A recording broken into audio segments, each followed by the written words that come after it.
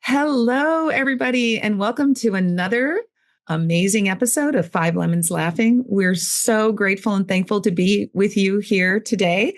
And last week, we started our check ins, and Melissa and Drusilla were out in the wild living life. And so Yeah. we did get a chance to catch up with them. So you heard from Morgan, Amanda, and myself last week. And so we wanted to just pause today and check in with Melissa and Drusilla and find out how life's unpacking the last 3 months. We got through 90 days of the new year. Crazy that we're already in April. Wow, so amazing. Anyway, so with that, I am just excited to hear what Melissa and Drusilla have to say about their words for that they chose, their intentions they set, and just how, if it's like last week, Morgan discovered that she has grown and changed hers up already. And that's beautiful because life's a process, right?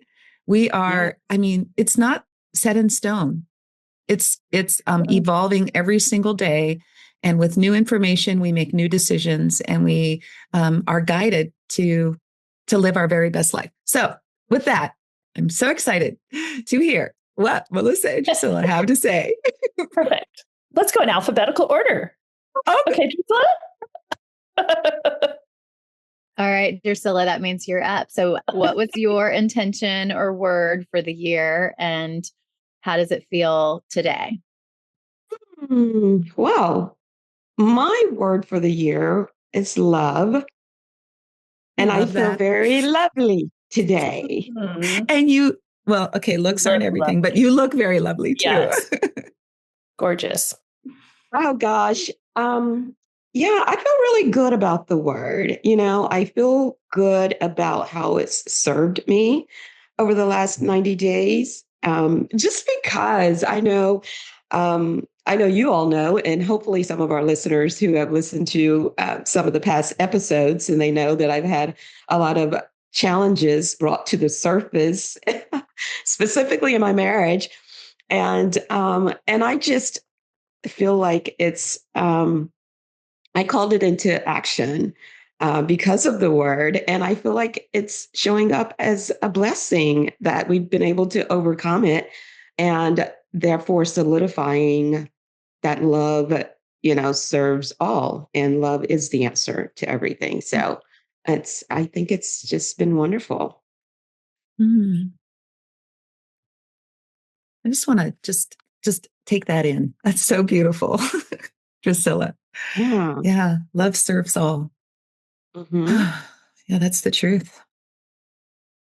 And I think that if our listeners, if you haven't listened to the episodes this year, go back and listen to them. But I really see you, Drusilla, as being anchored in that word and navigated by it. Like I see you showing up and talking about things happening in your life. And you're coming at everything with love. It's your filter. I see it. I mean, you did that before, but really, I really feel now it's even more. It kind of just oozes out of her, right? Yeah. Thank you. Yeah. Also I was also and have been challenged as well with my show, which is founded on love. And that's the dating show, Love Theory. And so we ended up having to postpone the show, which was scheduled for Valentine's Day of this year. And we haven't set a date yet, but we have scheduled some fun activities for all summer that's going to be leading up to launching the show. So that's going to be exciting. But again, it was such a challenge to let go of the plans for that day to do the show and to launch it on Valentine's Day. But again, I felt like that was another opportunity that I had to kind of let go of the attachment I had to the outcome and to know that, everything was still going to be okay, and to stay focused on the vision, in which I knew during that I was getting caught up in not only the outcome, but just the setting the deadlines and, all of the to-dos about getting the show done. And it was so much of a challenge to stay focused on just the love, just stay focused on what the intention behind it was instead of the to-do list, right?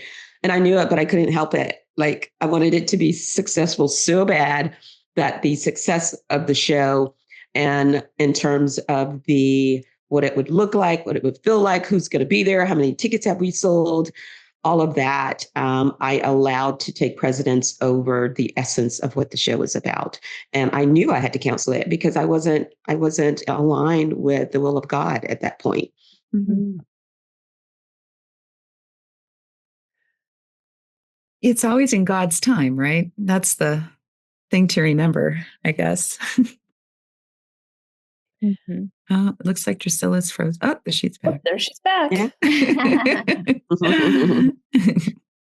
Yeah. And it's interesting. You touched on this, Drusilla, but how when we set our intention or declare our intention, that we get served up opportunities to demonstrate our willingness to actually live to that. And it's not like a test or a punishment. It's like we've put the invitation out there. And I see you embodying that in your approach at work and in your relationship with your husband. Like, how about this? Can you show up as love in the face of this? Yes. Yes, yes, yes, and yes. And to your point, Melissa, I have been, I would say even maybe for the last 3 years or ever since we've been on this podcast, the love wasn't my word for those, 2 previous years. I feel like it's all, this is a culmination or a cumulative effect of the last 3 years. And it feels different. It's almost as if I'm learning through. I remember Jennifer Hadley at the Power of Love Ministry talking about learning through purpose instead of pain. And I feel like now I'm finally learning through purpose and not through pain. Like, Yeah. I can see how I could have done it, how it would have impacted me differently years ago versus how it impacts me now when I have, things that I consider counseling a major show. Oh my God, that would have been catastrophic for me years ago. And, the situation with my husband, we still probably would not be, really speaking to each other right now, that had happened. So, I just see it as evidence of the intention of love and God and the power in faith, that if you put the faith in it, then, I'm a witness to what a peaceful, loving outcome could look like. So just for our listeners, Drusilla, you talked about the love, faith, all of that you're pouring into your life right now. What does that look like? If I wanted to emulate what Drusilla is doing, we're all on our own journey, but I'm curious, what does that look like? Well, it looks like managing I know the word managing is not appropriate because we're not supposed to be kind of managing, right? Mm-hmm. But I think it's a good way to describe to someone who wants to understand it in a simpler form, managing the judgment thoughts about how I've handled something, or about the thoughts about what people are going to think, or, and understanding that I am the one that's creating the conflict. The conflict is with me, no matter what it looks like and what my ego is telling me that's happening. All of the conflict is between the ego and the spirit. And, and it's my awareness of that, even when it's happening, or immediately after. It's being able to stand in the seat of awareness to know that, the emotions, everything I'm feeling, it's the internal conflict. and nothing Yeah. external is creating, It's you know. totally a mindset. It's totally Hmm. a mindset. Yeah. So powerful. Hmm. Wow. Yeah. That is awesome. I don't know what to say. It's just like so. I mean, you've drilled it down to it's all up to you, right? Hmm. And it's all in how you approach things and how you think about things and or interrupt those negative thoughts. And it sounds so simple. And it's not easy. No, no, not by any stretch. Not easy, but you know, being on the other side of those difficult situations and circumstances, I um I feel like it's so much easier now to go through tough situations, you know, and and it's definitely something that we would hope that people would understand, um, that it's not necessarily going to be easy.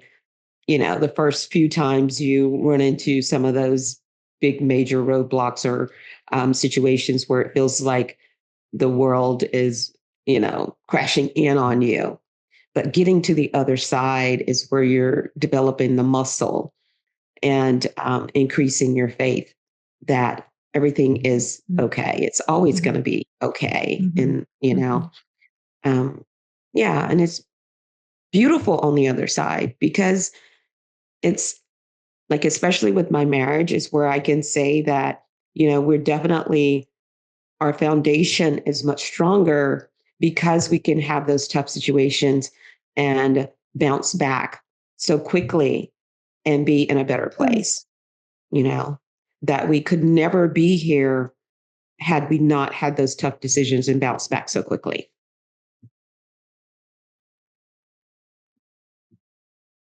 So besides in your marriage, where else are you seeing the ripples of your focus on love?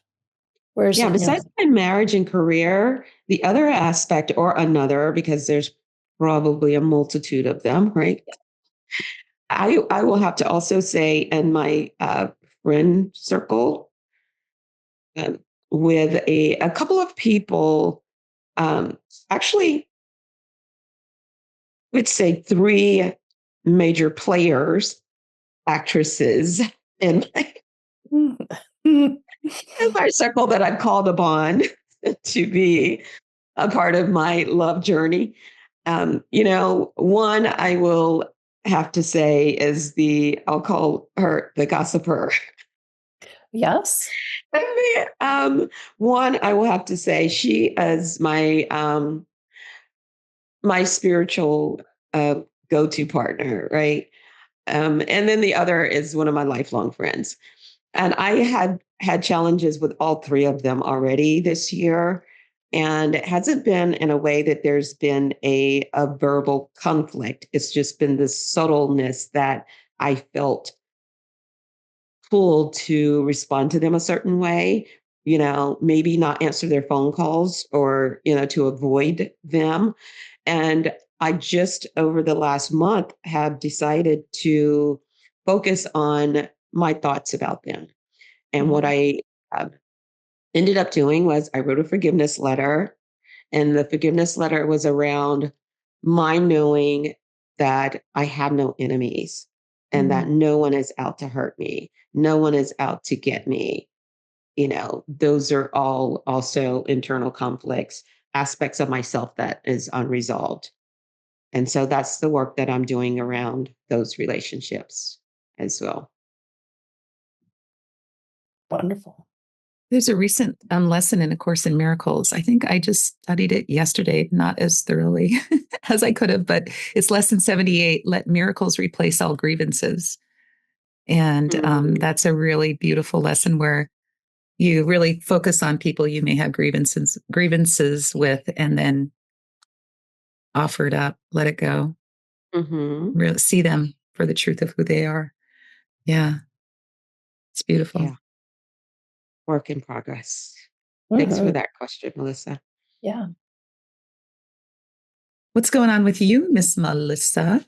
Well, thank you, Drusilla, for all that. You are someone I aspire to be.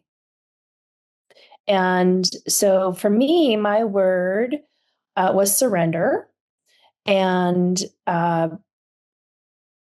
yes, I've been calling it in. I have been calling it in so many ways and in so many levels. Like just when I think like I kind of breaks through some things, it comes up in a different way. But I know I've asked for it because I've asked for a lot of, I just want surrender to any of the control I relied on in life up till now. So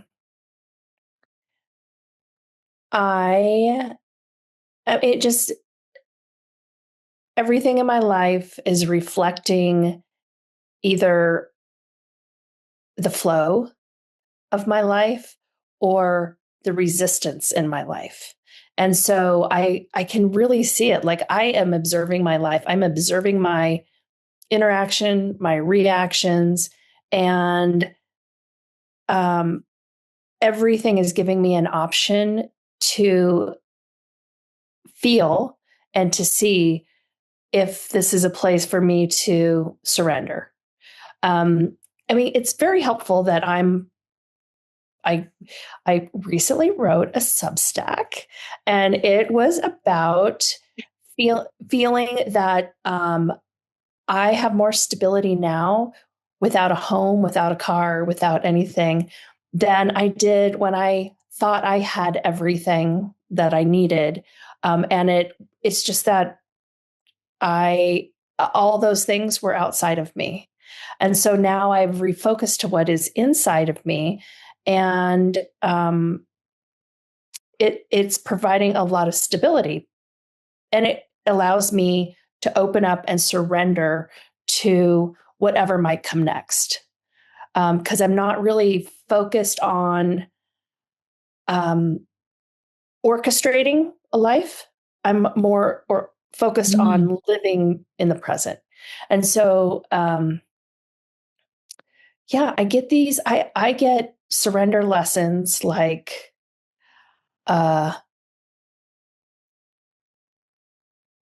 just this morning, I woke up, I'm staying at my friend's house and I'm watching her dog sit, and I woke up and she has this unbelievable coffee machine that like is so deluxe. You know, you just go ting, press the little button and the most perfect cappuccino comes out, and it didn't work and it didn't work. And I was like, trying.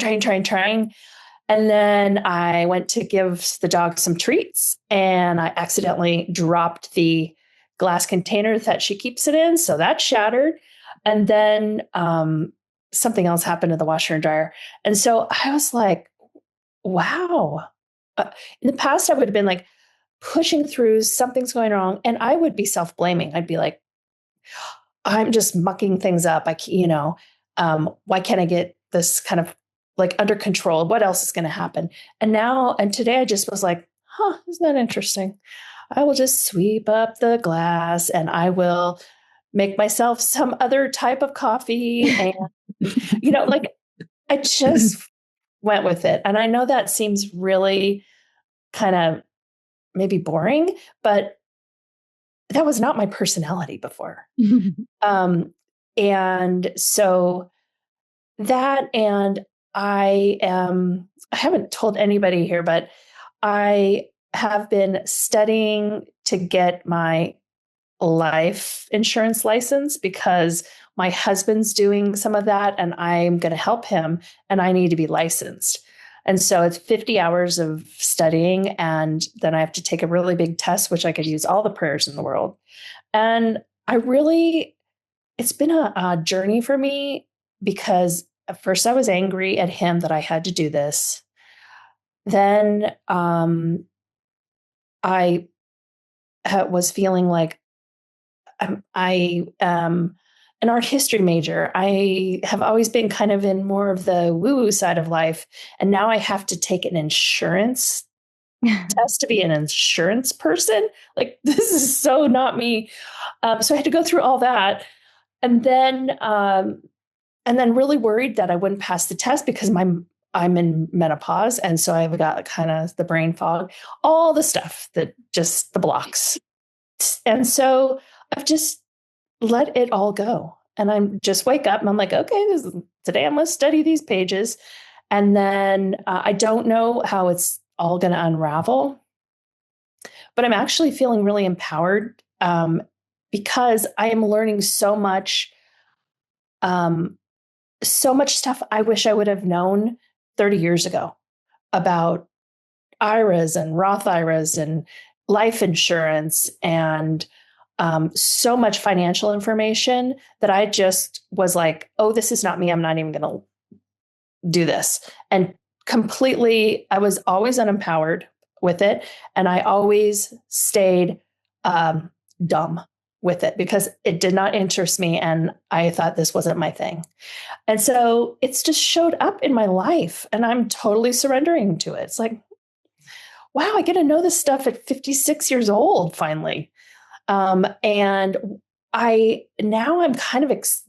empowered. I feel very empowered and I'm excited because a couple of my friends are struggling in their career, middle-aged women. And I was like, God, maybe the three of us could go into business and help people. Because I really feel like there are a lot of women out there like I was that don't know how all these things work.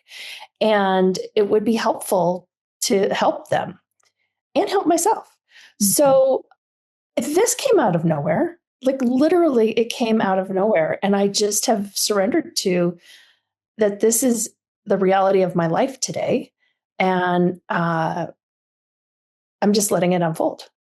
So that, and just, I'll wake up with some anxiety and worry, and just then do everything I know how to do to let it go and to release it. And to also, I've been doing a lot of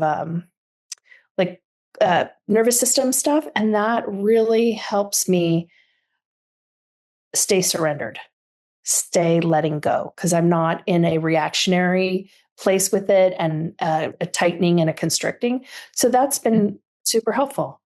So yeah, it's showing up. Yeah.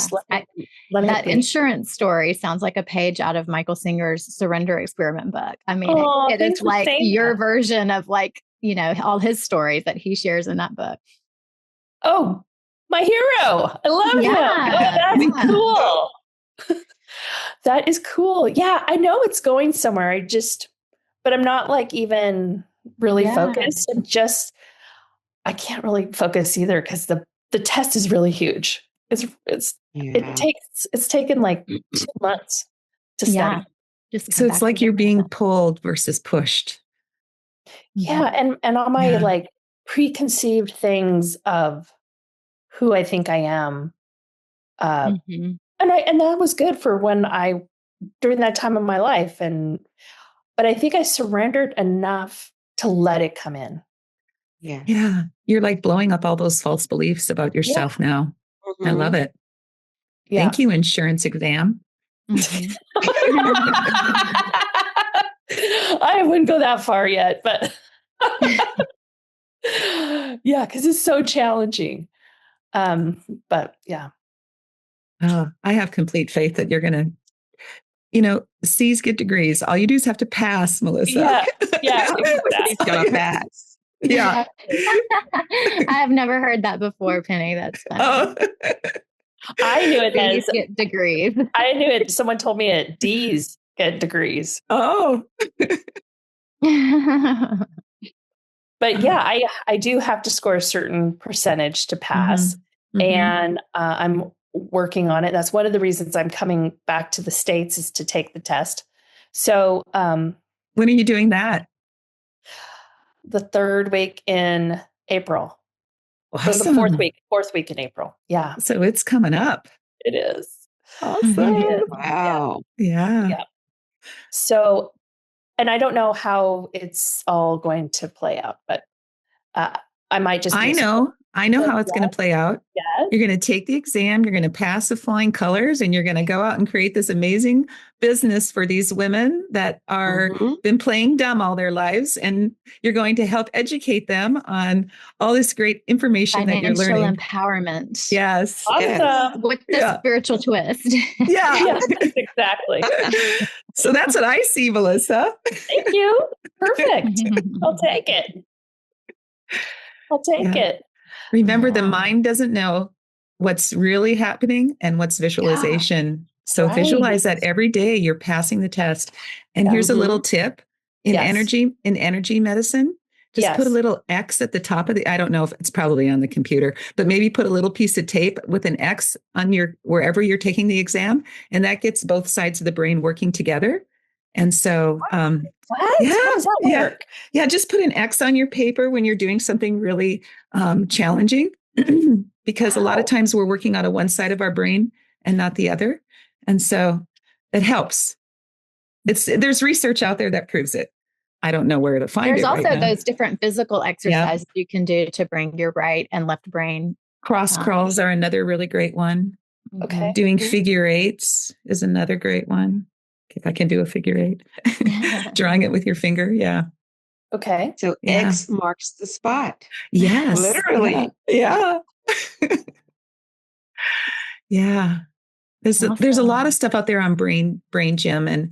And when my kids were in elementary school, I was really into it. And I took it to the teachers and hoped we could implement some of the things into the classroom. And of course, they weren't quite ready for it.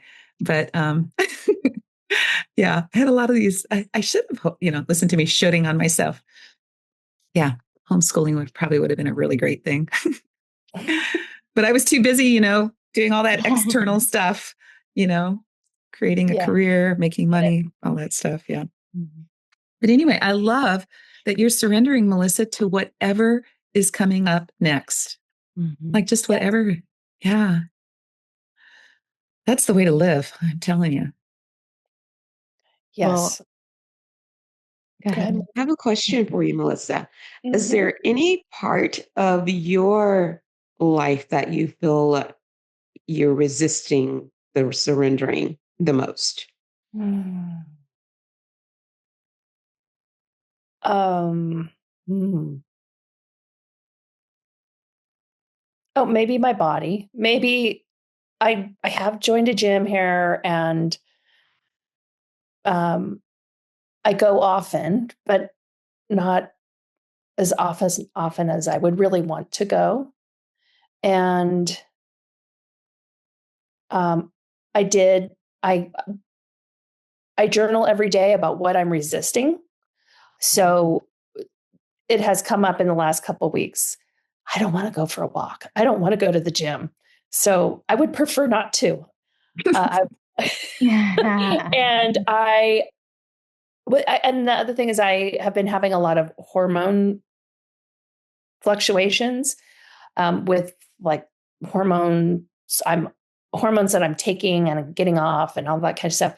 And so I would prefer it not being in my life right now doing this. And it also has given me a little brain fog. So studying has been even harder. So yeah, I just wish it was all perfectly, unfolding there as well, which it is. It's just, I'm having a hard time accepting the whole thing is happening all at the same time.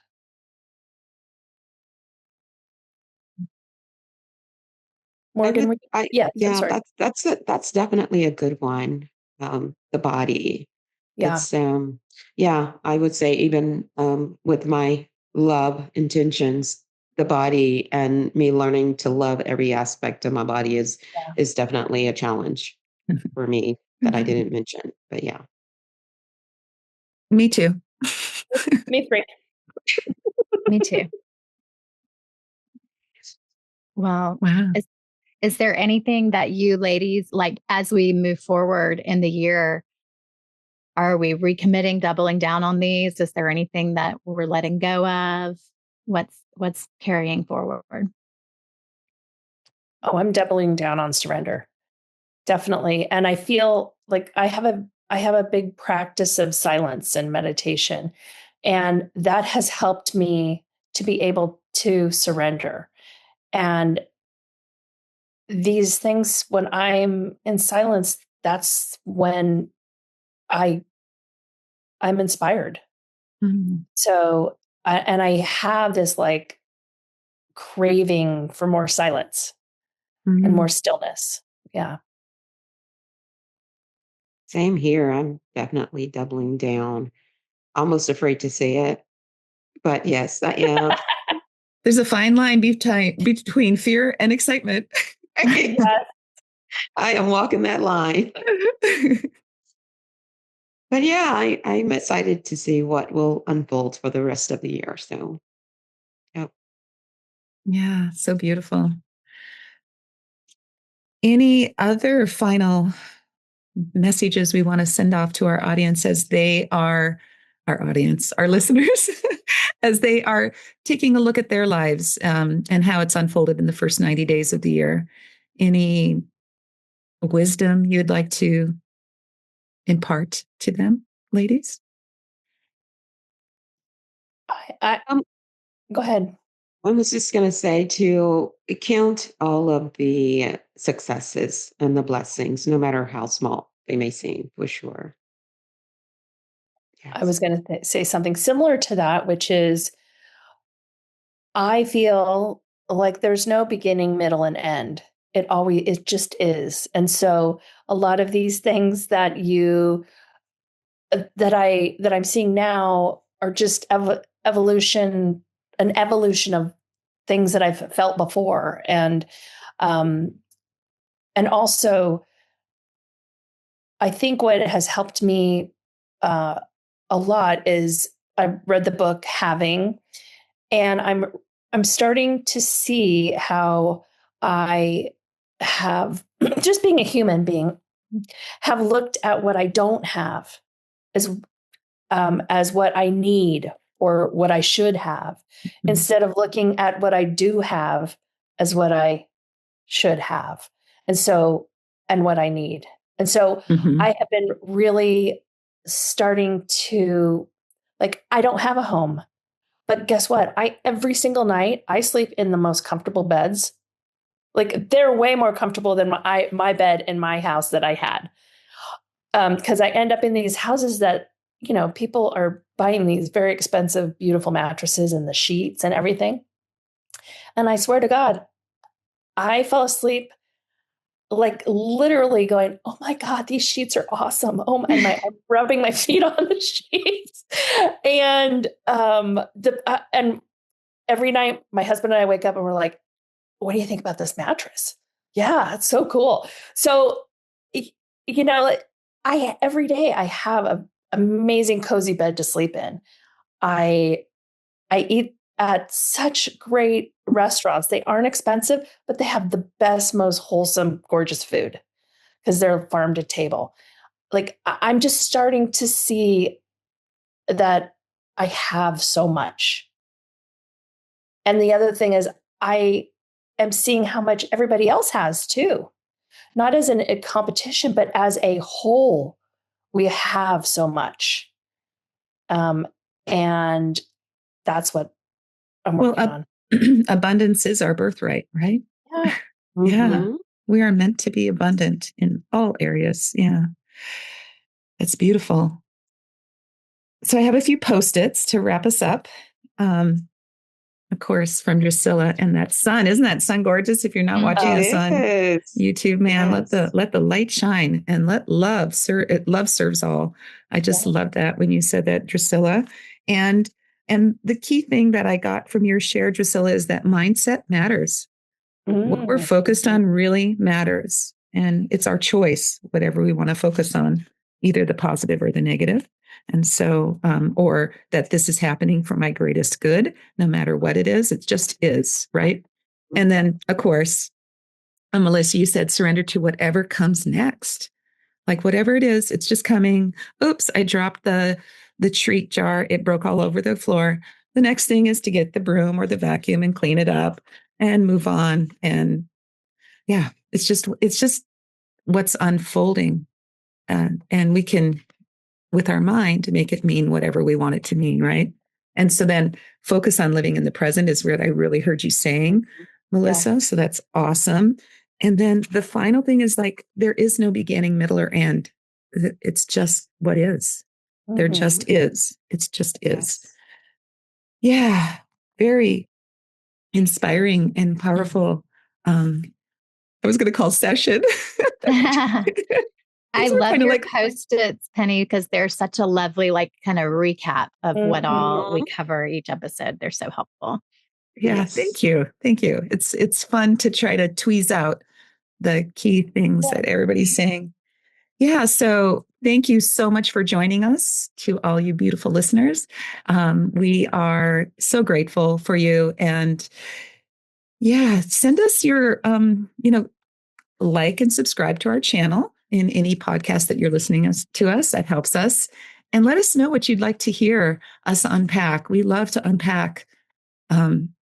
We love to unpack because we're unpacking our lives right now. Yep. I mean, Melissa's only living out of 2 suitcases for the last year almost. So that's unpacking. Yes. She doesn't have much to unpack or pack. That's pretty cool. Anyway, so keep listening and remember that your transformation is our greatest joy. So let's keep moving forward, having the future pull us versus pushing to get what we think we're supposed to be getting, right? Yeah. So with that, have a beautiful rest of your day. Bye, everyone. Bye-bye.